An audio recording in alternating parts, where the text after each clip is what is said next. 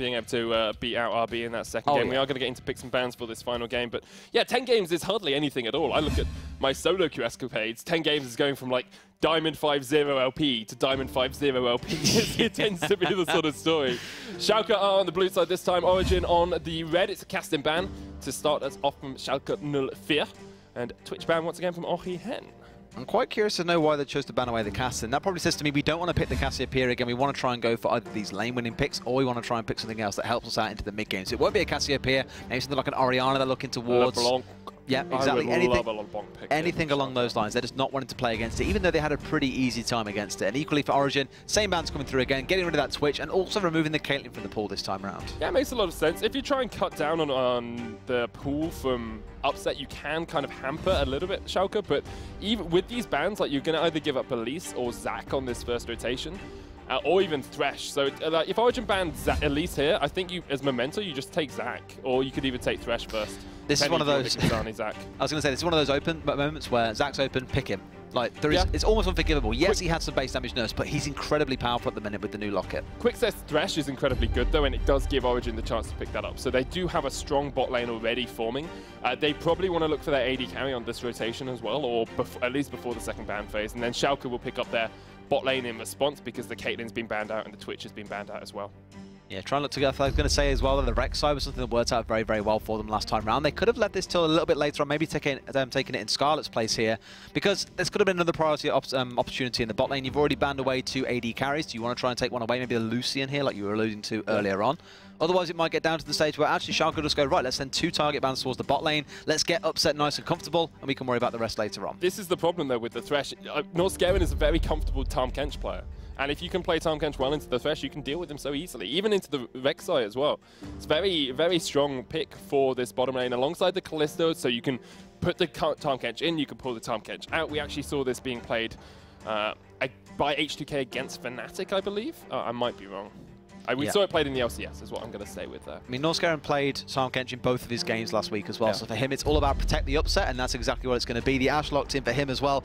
This is all about that kind of big pick, dive in. As soon as you see that arrow land, Zac's in there, you've got the protection coming through from the Tahm Kench too. And I was going to say, this does force Origin into picking out their bot lane now, otherwise they find themselves with 2 AD carry bans coming their way, and that bot lane is incredibly hard for them to play. So the reason the Xayah's picked over something like the Lucian is the ability to dodge the Ashe ammo. Like, Lucian does have Relentless Pursuit, but Xayah can always put that Feather Storm down. It makes it a lot safer for you, and it also allows you to dodge out on Zac a little bit easier as well. So you've got a few different options there. Second ban rotation, Galio taken away by Origin first. We saw that in the first rotation last time. Braum was also a ban, but we don't really need to focus towards supports this time. We're looking at mid laners and top laners for both of these teams. And Schalke 04 have 0 bans. Oh, no, they do. Now they do. That was very much the last second for them. They still managed to get it through. That Cassia going away is another interesting one. That's a... I suppose Origin kind of sitting here and just thinking, well, what are we really going to take away here? And this time around, it's Casual thinking, well, we don't want them to have the Cassid again. We don't want to have the Cassiopeia on our side. So now they're trying to force a total mix in. Maybe they're going for something entirely different here. Maybe around this pick-based composition. This was Origin's issue in the last draft phase, was that they tried to form a siege comp and a pick comp at the same time, and it didn't work out for them. Going for that single binary focus for Schalke here in terms of the pick comp, that could just be their way to say, right, we're happy with this, let's go for it. I think there were a couple of options for Schalke as well in the mid lane. You've got the idea of an assassin like the LeBlanc, who is still available, but that can always be countered out by Origin because they have last pick, or something like an Orianna or Corki, who's a safer mid lane mage. Yep. Would not be surprised at all to see the Corki, still a lot of damage, and then a high damage top laner. So you've got the Jace banned out. Syndra, I reckon. Syndra, yes, as well. Cage was very good at the Syndra. Origin looking for their first pick here. Probably going to focus up towards top here, although they might want to give Dan the counter pick up there instead. I think they do, because when you're relying on Dan to be your split pro strat, you need to make sure he's in a comfortable lane that he feels he can win. Kenneth's been banned away, and that's kind of his signature go-to, which is where I think the opportunity for something like a Camille comes up again. We touched on it last draft phase. He's had some small busts. He did play it quite a lot during CSQ. Why not bring it out here? You know, show us what you can do. I like the Vladimir pick. We've said it's Scarlet, sort of one of Scarlet's main picks here. Works relatively well with the composition, has good damage, but my worry is that I don't think Schalke will pick the Syndra here because it's kind of countered by the... Oh, hello. Okay, yeah, I'm just going to shut up about that Syndra pick because that's Kale.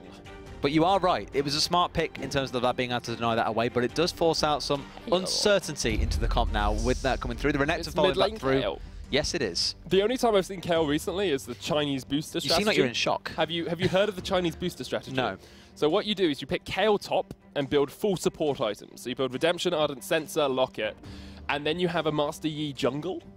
And what you do is whenever the Master Yi goes in, you just ult him and then heal him and buff him. And basically you just win the game. It's absolutely broken as anything can be broken. Fiora is the last pick here into that Renekton to the top side. So Dan is going for something a little bit more aggressive. Was banned out in the last game. Kale mid is not something we see every day. But today, Cadril has decided that he wants to bring some righteous glory. Righteous justice? Righteous gust? I can't remember what the E's even called. It's definitely not righteous glory, because that's an item. No, righteous something. Righteousness. Judgment is the Q, I think. And then divine intervention, that's the ultimate. This is why I've been... passive name. Oh, come on. As if I know Kale's passive name off the top of my head. Dropping you in that one. But no, I like what it as a even is pick. Kale's passive? I have no idea. Exactly. Isn't it the... I think it got reworked from being the reduction in magic resistant armor every time she hits someone, or is that still the passive? I have a feeling it might have been on PB where they were revising and trying to get that away from her instead. This is making me look really bad, so can we go on to a different No, topic? no, I want to keep on touching on this, mate. Cool. Do you want to tell me more about Kale? Let's just talk a little bit more, guys. Quick, keep talking. Oh, so Definitely Kale, not investigating I know this. nothing about Kale. No, you know everything about Kale. K-A-Y-L-E? No, that's spelled wrong. No, I've got it. Here we go. So, Kale's passive. She's called the research. Justicar, obviously. I can't believe you didn't know that. Sorry. Holy Fervor. Basic attacks reduce champion's armor and magic resist by 3% for 5 seconds, stacking up to 5 times. So you get 50% reduction. So I'll come across slightly more into shot. Reckoning is the Q. Divine Blessing. Righteous Fury. Yeah? So I said Righteous You said that Glory. to say Glory, yeah. Yeah, I was very close. And then Divine Intervention. I'll give you that. It's actually just called Intervention. Yeah. Cool. Now, I knew all of that. Obviously, what was the passive's name again? Holy Fervor. Holy yeah. Fervor. Fervor. I'm really interested to see how this Kale works in mid lane, because it's not something we commonly see at all. In fact, it's so uncommon, I haven't even written it down in my pick rounds. One thing we see a lot of the time... What? The music. They're just playing you out here, my friend. Thanks, guys. Here we go. See you on next. See you on next. But no, I was going to say, like, again, if you didn't catch it on your bingo cards earlier on, It's a good thing I was UKC... wearing trousers there, wasn't it? not shorts, as you were discussing previously. It's very warm in here. There's the Kale, guys. Oh, baby, a Kale. What's the name of the skin? Dawn's Ring. That's Aether Wing. Aether Wing Kale. Yes. I don't like it as much as Unmasked Kale, which not many people know about. It's exactly the same as the normal Kale skin, except without the helmet. Yeah, so just to go over a brief kind of insight into the Kale, we see it a lot. Again, if you've been paying attention to your bingo and you missed this one earlier on, the UK scene, we have a player called Kerberos, and he plays it every single game he can. It's banned away from him pretty much every single game he plays in. It's one of those champions that isn't the most impactful early on. You get to 35 minutes, and it doesn't matter at what stage you're at, whether you're 0 and 6 or whether you're 0 and 20. If you have 4 items at 35 minutes, you destroy teams in team fights. I'm very curious to see how it plays with Runar's Hurricane, though, because that was the kind of go-to choice. Now that's a little bit weaker. May not see it get picked up. I really want to see the build, yeah. Really want to see the build, because there's a bunch of different options. You could even go Protection Kale here. And like we were talking about with the Master Yi. We don't have a Master Yi, so... Work on building up the Ashe, though, because we have seen Shao Kahn Ulfir play around those AD carry compositions before. I don't think that will be it. I expect a little bit more AP. I'm sure we can look at how much he's got at the moment if we just go over here. Let's the observers pan their way around. Currently sitting at 33, so a little bit of a buff in that AP. 0.74 attack speed, so a couple of attack speed quints as well, I do believe. Oh, baby! Thank you very much. A bit of cooldown reduction as well. Some 2 flat magic penetration. 125 range. Can you believe it, Daz? Until she pops in, and then that changes quite spectacularly. Okay, so Cadril obviously will be able to push the waves really easily. And works well into the Vladimir as well. Getting a ward in to make sure that he doesn't get ganked from Memento. From Zani, sorry. I think it's Memento because it's Rek'Sai. The way that he plays into a Vladimir, generally early on it won't be too impactful because your trade is limited to 1 or 2 auto attacks at best, and Scarlet will just keep on healing up off of this one. Once you start getting something like the Nash's 2's getting into the mix as well, which I expect it to build fully, maybe the Gwynsu's as well might be a choice coming into it a little bit later on. That's when you can really start hurting the Vladimir here, because his cooldowns just aren't low enough to be able to sustain through the damage that you can lay down. One to watch out for, like I say, probably about the 20-minute, 25-minute mark. We'll have a little bit of a recap on what items he's going towards or what he's got at that point in the game, because that's when teamfights can get very, very, very scary. We have to remember as well that Zack's in this game. We very rarely see Zack so proficient at ganking, so able to cross vast different distances of terrain. Zani's going to get the Scuttle Crab here, might look for an invade, and he's going to spot out Memento, who goes relatively low on his first skill. Actually going towards mid lane instead, but the Hawkshot comes out and Cadril just backs his way away. Takes a Prey Seeker to the face, but unable to follow up on the prey. Smitty J's pushed in the top lane a little bit as Dan is forced back by that Renekton. Memento is actually going to meet into Zani here. Last going out. Easy peasy. Here comes the Elastic Slingshot as well. Not quite going to be able to connect. Stretching Strike will get the slow. The problem for Memento is that Cadril's already down to about 3/4 health. Does have a level advantage over Skarlet for the time being and is harassing in with that Righteous Fury. Absolutely is. And one lane we haven't really put much attention on so far is this top lane again. This was the big impact. Whoa, okay. That was a bit heavy from Skarlet, I feel. Well, Cadril flashed away. Yeah, he had a fully stacked Tides of Blood, so it is a lot of damage coming out, and there was the Ignite. So although it seems a little bit heavy-handed, you do get the Summoner for Summoner in mid, and Zani was coming in for the gank as well, so if they had got the initial burst off, Zani could have chased it in. Yeah, touching back on that top lane again. This is the big defining factor last game with Smitty J on the Renekton. This time around, Dan's gone for the Fiora. Generally a losing lane unless you can manage to riposte the stun that comes through from Renekton, in which case the trade is yours and you have a pretty golden time up there. But it's not the easiest thing in the world to predict. Smart players like Smitty J will be able to deal with that one. Speaking of dealing with it, Memento needs to deal with these constant invades and harasses coming through from Zani. Smitty does have the push advantage to the top, so I really want to see him come down here relatively quickly. But Zani will just back away. Memento down to about 200 HP. Smitty J should be coming by now. Cadril is on his way to try and help out. Memento does actually smite away the blue. Stops Zani in his tracks. His blue is still up if he wants to go for it. There's that damage down onto Skarlet. Again, those low cooldowns really start to hurt. Look at that CS differential, though. Yeah. Cadril has 11 CS. That's Skarlet a surprise. has 30. That's a 400 gold differential just from CS between the two of them. And it's kind of equaled out in the top lane because Smitty J is 10 CS up, or 8 CS up now, over Dan. But still, that is a huge advantage, and Cadril will take a while to scale up. Skarlet loves these scaling mid lane mages, and already he's gone back, got boots, got an amplifying tome, got a refillable potion, and a control ward. What do we love to see, Des? We love to see vision early on in the game, getting a control ward, helping Zani out, helping your team just be able to snowball towards victory. My biggest worry for Origin here is that the comp they've taken relies on the Fiora getting to 3 or 4 items to become a real credible split push threat, and you've also got the Vladimir who needs to get a few on side just to be able to become a very potent damage threat. Something like a Spirit Massage, probably a Proto Bout on side as well, to start making a big impact throughout any team fights that they get themselves into. It's just a lot of heavy reliance, I think, again, towards the late game. And this is the mistake I almost wanted to, you know, down-talk Wind and Rain for early on. Of course, they turned it around completely and showed that you don't need to get to the late game for a Cassiopeia to be effective. Fair play to Larson for that. But I feel that after you've had such a dominated game where you lost in 26 minutes, you're relying a lot on the same thing happen as what we just saw to Red Bull and Wind and Rain. And again, this is more the...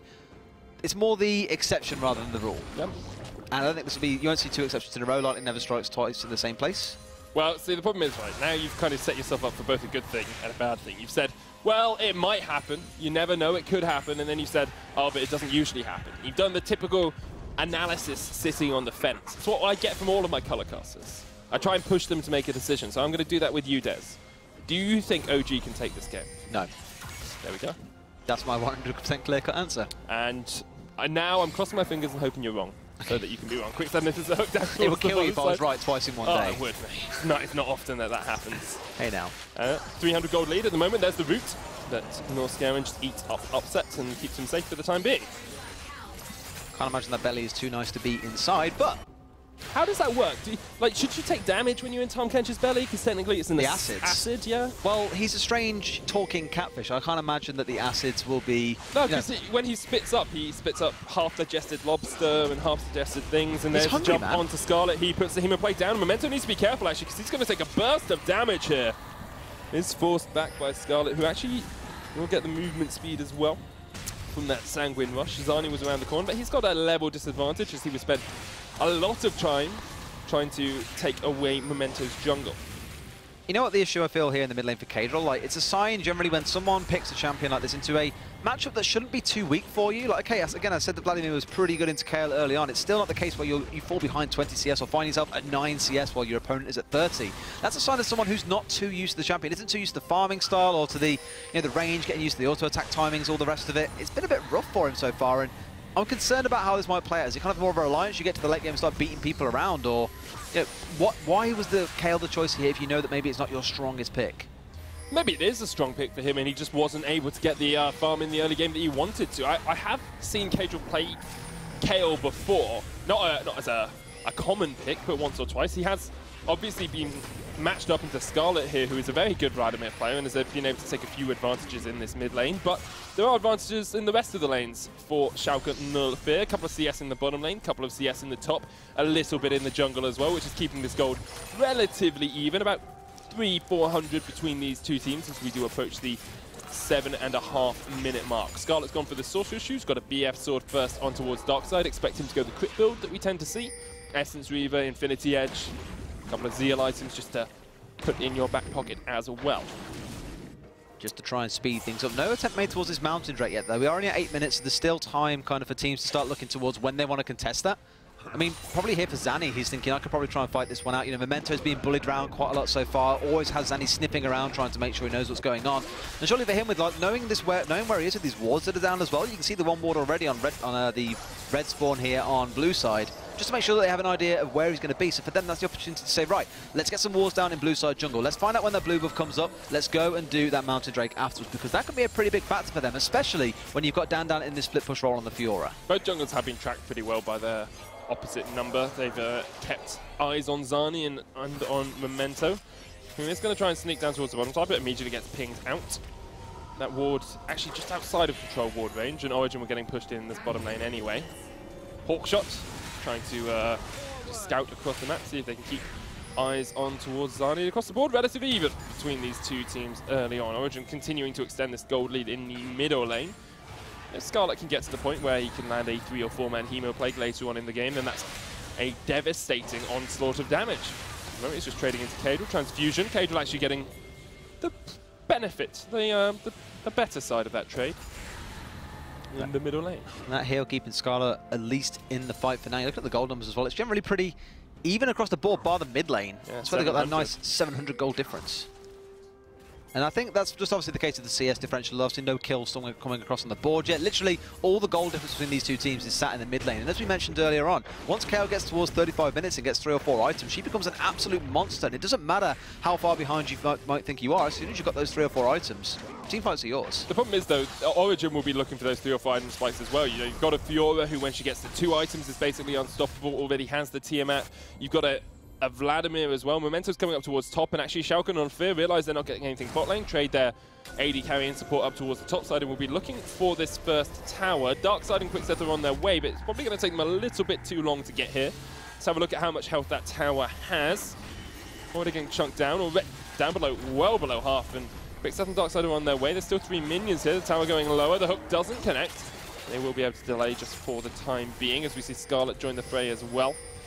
Schalke 04 trying to make the proactive play, but fall a little bit further behind in gold, as Dan is going to go all the way down towards bottom side. Might actually even go for the dragon himself, I doubt it.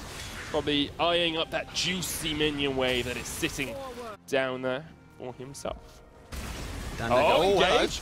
Memento goes in, knocked back. Zani got to jump his way away. The tower's falling. Quickset trying to do what he can to get away from Smitty J, but Zani is first blood, and it's the second kill onto Quickset as well. Schalke 04 not respecting the fact that Dan had gone all the way down towards the bottom lane, continue the engage and get themselves 2 kills. This is where Dan tries to do what Dan does best, which is sit in a lane on his own and get some kills. Probably will get mashed by Smitty J, who actually is going to burn TP to get down here to stop Dan taking this tower away. Hemo Plague used by Skarlet in the mid lane to try and force Schalke back as they came in with the Abyssal Voyage. Dan maybe looking to join this fight up towards mid because they know Smitty J's used his TP. Dan has the grand challenge and a pair of Ninja Tabis alongside that Tiamat, but not going to be able to get any engages off, and Schalke 04 take the lead in terms of gold and in terms of kills and objectives as well. 1,700 gold ahead, and beginning to put their foot on the pedal. This is where that crazy fight kind of breaks. It's more just, it's a typical kind of scenario, right? Where one team's overstaying, trying to defend a tower that's guaranteed to fall. There's no reason for you to still be there trying to force fights. You got a big scary crocodile stood in front of you. You do not try and fight against Renekton earlier on. They pay the price for it. Cage's going up towards that Nash's Tooth as his first item. Still only sitting on the Stinger and the Fiendish Codex. Looks like Skarlet will be going towards a Leandries of his own. That is, like, AD carry and mid lane are the 2 hopes here for Origin.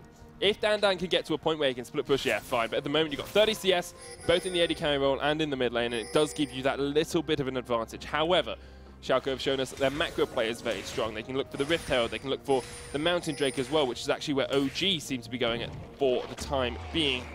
They've got control of this top side. Scarlet's going to try and push himself up, but all this does is give Cadril time to farm by himself in mid.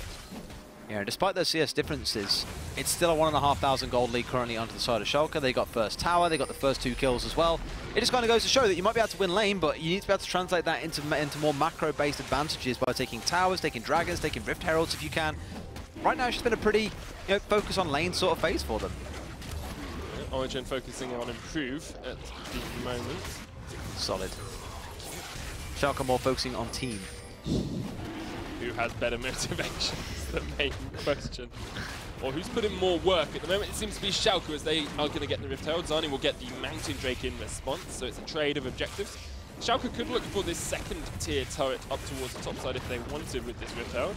They do have the push advantage as Upset and North Scaring are still up towards that. There's the Mountain Drake. Zani's going to steal away a red buff for himself as well. Meanwhile in the mid lane, there's a lot of aggression as Quickstep is dead. This is the last thing you want to do, is start giving the KL away back into it. Doesn't even have the Nash's Tooth and already finding a couple of kills. Maybe more Quickstep overstepping his boundaries a bit, I think. Well, there's no Ash Arrow used, no, the Abyssal Voyage was used. No, not even a KL ult, so I think that's an overstep from Quickstep more than anything else. Looks like he went in maybe with a hook and with the box. Rift Herald will get some damage down onto that mid lane tower. That's going to fall. Will fall straight afterwards as well. But Schalke no fear do have a flank advantage here with Memento if he wants to jump in onto Darkside and Scarlet. Difficult to catch them out, of course, because they've got Sanguine Pool and they've got Featherstorm, but for the time being, just settling with that mid lane tower and a red buff of their own. 3,000 gold will be the lead for Schalke. And you've got to say, the main reason this feels it's all going the way of Schalke for the most part is A, Memento doing what he does best and just making himself known everywhere on the map, and B, Smitty J's keeping Dan quiet. We've always spoken in previous weeks when it comes down to Origin saying, right, it's all about Dan, it's all about the split push, it's about him being able to terrorize the enemy team and force the 4-1 into a 3-2. He's just done nothing still. It's all about this Renekton at the minute for Smitty J, and I'm kind of surprised, really, knowing that it shut him down so hard last game. They didn't think, right, let's get this Renekton off the table, get him away from Dan, let's make sure Dan can actually get himself into a good state where he can split push himself. And as it is right now, he can't even do that. And I think the problem as well for Origin is they had these 20, 30 CS leads in mid, few CS in the AD carry role as well, and they just weren't able to extend them. They're still sitting around the same amount. They haven't been able to extend these leads. They haven't been able to get item spikes and actually pressure on the map, whereas Schalke have said, okay, we'll take 2 towers, we'll take 1 top, we'll take 1 mid. You've got basically no damage on any of our turrets yet. Origin don't really have a composition that takes a tower really easily. Xayah does okay damage to turrets. Vladimir's not known for his turret-taking capabilities. Kayle is, Renekton is, Ashe is. They all take towers incredibly quickly, and there's always the threat of the Memento flank as well. This is the Schalke we wanted to see coming into Challenger Series. Much more dominant. Even when they fall behind in certain positions, they were able to play the macro game a lot better. This is the Schalke that could challenge for those top spots. Origin need to work on exactly how they want to play mid-game, exactly how they want to play these scaling compositions. Otherwise, they will end up falling behind in the early game to a lot of the teams in Challenger Series. And you got to think for Schalke as well, it's that 10-0 kind of wonder split that they ran through and obviously kind of choked a bit in playoffs and fell back down. Like, you should come into this feeling very, very dominant. Maybe they kind of identified the mistakes they made in playoff and think, right, we can work on this. We have these 10 games to play in to try and iron out these small issues before we come back into playoffs again and really start stepping up. But to be honest with you, the way that they're dealing with this game right now is very, very good, but it's a very, very binary scenario. They need to carry on this consistency across into other weeks. It's all great being able to deal with a split push focused team, but can you deal with the teams that have excellent macro in the late game? Can you deal with the teams who are all about the team fight? It's about taking these scaling compositions. If not, that's when things can really start going wrong for you, when you can get caught by surprise. You need to be able to adapt to all scenarios, and at least in this series, they've shown that they can adapt to the split push very, very well. Origin as well last week, they beat PSG, who a lot of people were touting as one of the better teams in Challenger Series, but after this week's performance, PSG don't really look like a great foe to take down. Perhaps we overestimated Origin in their lineup. Perhaps they were the one-hit wonder in Challenger Series qualifiers, and now they will just get found out by these better, higher quality teams. Of course, they are only playing to try and, well, they're playing for first spot, but if you get up to the 4th spot, you're still making your way through to playoffs, and we saw Fnatic Academy and Misfits Academy come from further down in the table to be able to take the win and get through to LCS. So it's not the end of the world losing to one of these top tier teams, but you want to be working out exactly why you lost and exactly how you can improve for further weeks, because as we've said time and time again, Derry, every week of Challenger Series matters. It's only a 5-week split. Every game matters We've seen ties decided by one single win before. The other big question is who you put in the bottom two in this whole group. Like, do you say Origin, you know, they had a great week last week and this week they've looked pretty poor? Is it just that there's a 1 week here they have a bit of tough competition who found them out? Or do you think it's a case of, okay, we now understand what you're about and we can dial it? Under tower dive! Engage! Zani gets absolutely melted. Dan looking for the grand challenge. Parries on the knockback. Norscaren's going to eat him up. Quickset's being pulled back with the stretching strike. Dan trying to escape. Darkside there as well. Quickset's already dead. Schalke Nullfear can look to dive this tower as the Featherstorm comes out. The route on Memento Darkside running the wrong way across this map. Schalke Nullfear will leave him alone and just get the tower themselves. They've already got 2 kills. They do get the ping on towards Darkside as well. They might continue to go for the chase as Memento jumps in. Darkside running his way down towards the bottom side. Memento just needs to look for the slow here. Gets a stretching strike out. Darkside with a deadly plumage trying to run his way away. But here comes Smitty J as well from the top side. Elastic Slingshot doesn't connect. The unstable matter will. Smitty J goes in. The flash away from Darkside might keep him alive for the time being. Schalke Nullfear though will be satisfied. 5-0 and 4 towers to the good. It's looking pretty solid for them so far. Not far off a perfect game as well, bar letting that Drake go across to Origin, but obviously wasn't on top of their concern. Their concern was more about what we spoke earlier. We were kind of, when we were talking in the middle of all our jokes about the team and the motivate side of things, it is about the team play for these guys. You know, in some cases, sacrificing the Drake for towers, for kills elsewhere, for getting your team ahead is what they need, and being 6,000 in the lead at 19 minutes, that's definitely not a bad result to have. Not at all. Let's have another look at this because Schalke just turned straight onto Zani. Yeah, a little bit special. This is the problem with the new Rek'Sai build, is that it's very, very fighter-based. It isn't really attuned to being a tank. It's more about the damage, and you know, you get a lot more now. The base damages are taken down. It was about the total AD or the bonus AD that you have to really buff up those skills. And in this case, you're incredibly squishy for a long time until you start getting those later game kind of tanky items after you've got the warriors, after you've got a couple more damage items. And really, it feels like the same issue from earlier on. There is no definitive tank here for OG. There's no definitive CC, bar the knock-up coming through from Zani, bar the hook coming through from Quickset. Memento will start up the Infernal Drake, will be their first dragon of the game if they can get it. Looks like OG is setting up towards the top side, so it should be a pretty easy dragon for Schalke Nullfear. Caedrel's now finished his Wit's End alongside that Nash's Tooth. Smitty J, Ravenous Hydra, and the Black Cleaver. And Upset just has the Blade of the Ruin King with a Zeal item coming in next, probably a Runans. They're going to chase onto Dan here, no flash for him. Gets hit with the arrow, gets stunned up, gets taken down. Easy enough kill for Upset. He's 2-0-3 now on this Ashe. It's such an open invitation once you see a Fiora use the riposte to just fire any kind of hard CC her way. That's the kind of thing that often gives Fiora a good advantage. People hesitate, even if only half a second, about whether or not they should use CC. Oh, Smitty wants this. Memento's on his way as well. Look at the damage already onto Darkside. Memento jumps in. He can pull them back if he wants. Zani, let's bounce straight onto Darkside. 3 members of OG just melted by Schalke Nullfear. Upset's going to chase onto Scarlet as well. Takes a Hemoblade to the face. Here comes Memento. Smitty J on the chase as well. Memento flashes the wall, stretching strike for the slow, but not going to be able to chase too much further. And this could be a Baron call. Caedrel wasn't even in that fight. Still had teleport, still had intervention. Schalke Nullfear 9-0 up, looking for the Baron. Already 5 towers up as well. 4 actually, as they can't quite take that bottom lane one, but this is just too easy for them. They are rampaging all over this Origin lineup. Yeah, with the Baron on their side at 21 minutes, it's looking like it might be another game similar to the last one. That one ended out at about 26 minutes, and well, I think I want to say maybe this one now. Caedrel, it's been a slow start on this Kayle thus far. Kayle on Caedrel, sounds pretty good. With sending Nash's Tooth already completed for him, so he has those items that he needs. He can deal with Scarlet super easy now. So now you stick him in the side lane, he split pushes for days, he's got TP available to join a fight if he needs to. It's fairyland for Schalke right now, and I don't see any way in which Origin can really bring this one back. Well, a 9,000 gold lead at 21 minutes is pretty insurmountable. And a lot of that sitting in top lane. 3,000 ahead is Smitty J. 2,000 in the jungle, 2,000 in, well, 1,000 in the mid lane as well. 2,000 in that AD carry role. And 1,500 for Norscaren. Hope he's picked up an Executioner's Calling with that. Oh no. I used to pick up Sword of the Occult on Thresh when I was ahead. Just because it was memes. Is this when you were back in Silver? I've never been in Silver, actually. Straight into Gold when I started playing. Some of us haven't experienced the low elo lifestyle like other people.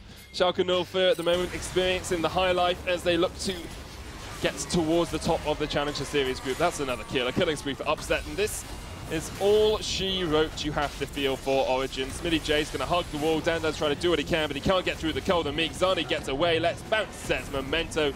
Jumps into the fray against Zani and Quickset. Meanwhile, in the top lane, still 2 people of Schalke pushing in. Caedrel's joined this fight down towards the bottom side, just melts through the towers. So much attack speed on that Kale. This will be an inhibitor falling. Upset's actually farming Razorbeaks because why do you need to push the lanes? Inhibitor in the bottom lane goes down.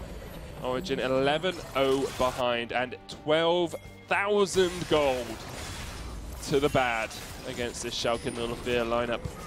Feels like a very harsh lesson for Origin here that, you know, sometimes it ain't all sunshine and rainbows, that there are going to be teams out there who do figure out how to deal with Dan in this split push scenario. I think Origin are used to losing after the last split that they have had. Origin maybe, the players less so. Yeah, that is true. The second inhibitor looks to be going down. Mid lane inner tier tower has gone out. Inhibitor tower is the next target for Darkside. Schalke 04 trying to play this one by the numbers as they look for their third inhibitor tower. Actually looks like Upset is just going to back away and Schalke will be content for the time being, yet to have a death against them, and doesn't look to be changing anytime soon. Yeah, the only stain on their record here seems to be that Drake they gave away, but it's not like that is really going to fuss them, because what's the point of having a mounted Drake if you don't even get the chance to attack towers? Every single tower still stands for Schalke right here. Origin just struggling to even find an in.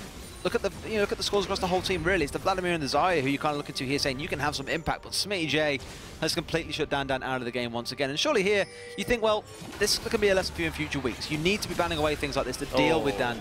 Arrow doesn't connect. This Upset fires wide. Perhaps a little bit late on that one. They're looking for this inhibitor tower in the mid as 5-man pushes in. Memento there with the jump, gonna land on towards Zani. Can't quite get there. They get into Upset, but the intervention heals him up, and the eat from Norskaven as well. That's one dead. Cadral's taking out Zani. Smitty J jumping into the backline as well. That's two. Danda's gonna get absolutely taken down by Schalke 04. It's a triple for the Ash. Abyssal Voyage comes in. They want a little bit more. Smitty J looking for the Ruthless Predator stun. Can get it onto Darkside. Gets rooted up himself. Memento flashes. Why? Because why not? Because why not, indeed. It is all sunshine and marshmallows for Schalke 04. 24 minutes in, 15 kills to nil. They just look absolutely unstoppable as they make their way to second place in this Challenger Series. Origin, as you say, learn a harsh lesson today.